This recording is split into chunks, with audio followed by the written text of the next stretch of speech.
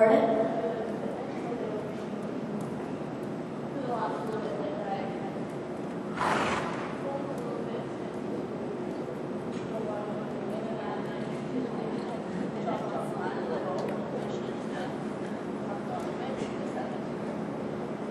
My general impression watching is it's an override off the base. And that's where your front rail, so that's where she comes a little bit into the jump. Do you understand what I mean? With your leg.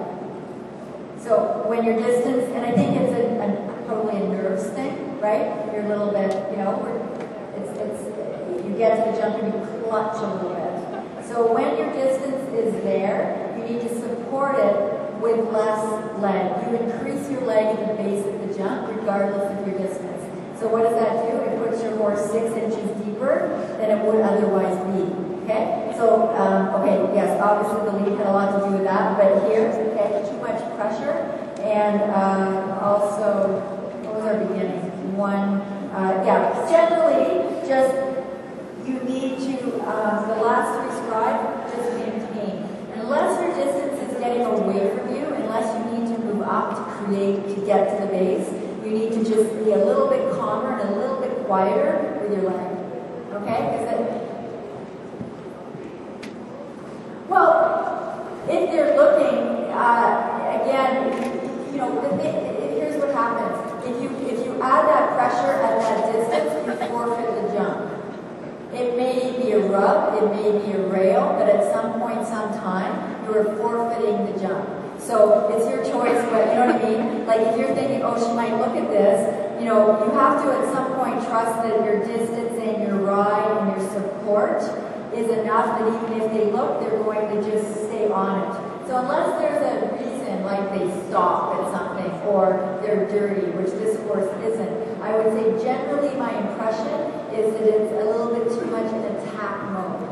So what you need to do is just get a little bit more relaxed about that last stride and give your horse time to come up and use her shoulder a little bit better. You see what I mean?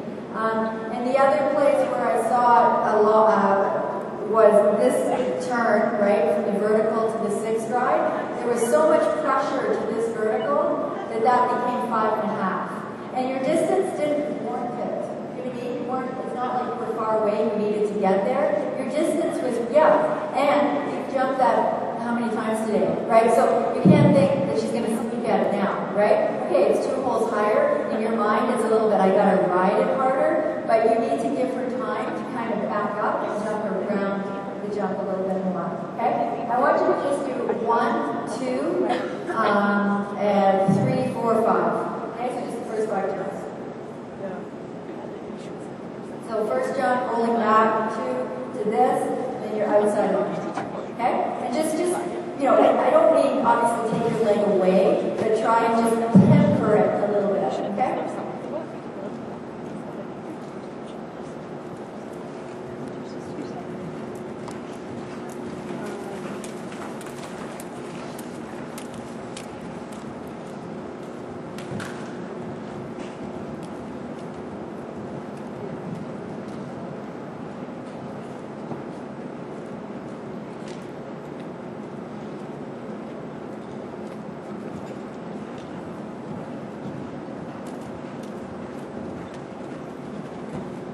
You got it.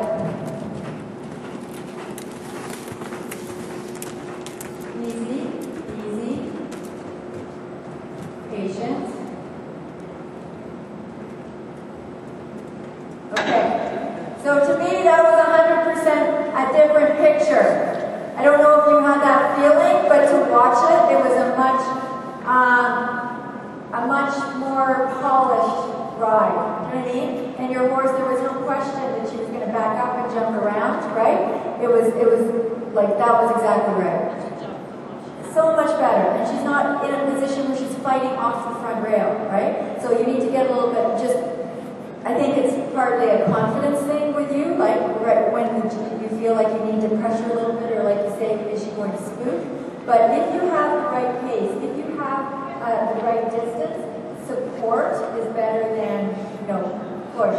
Because, if we put them in the way of having a rail, a careful one will get worried, and a non-careful one will just start to plow the jumps down, right? So, okay, so that was much better. Really good. Okay, Natalie.